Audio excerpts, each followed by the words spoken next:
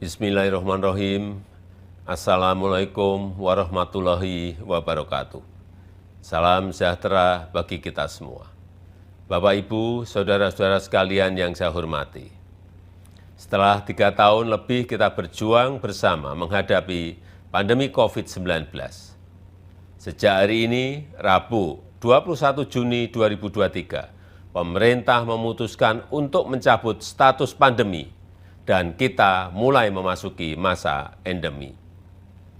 Keputusan ini diambil pemerintah dengan mempertimbangkan angka konfirmasi harian kasus COVID-19 mendekati nihil. Hasil survei menunjukkan 99% masyarakat Indonesia sudah memiliki antibodi COVID-19. WHO juga telah mencabut status Public Health Emergency of International Concern. Walaupun demikian, saya meminta masyarakat untuk tetap berhati-hati serta terus menjalankan perilaku hidup sehat dan bersih.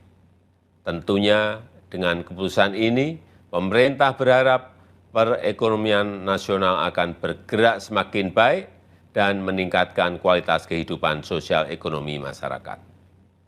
Terima kasih. Wassalamualaikum warahmatullahi wabarakatuh. Sebagai negara besar harus berani melangkah, harus berani memiliki agenda besar untuk kemajuan negara kita, untuk kemajuan bangsa.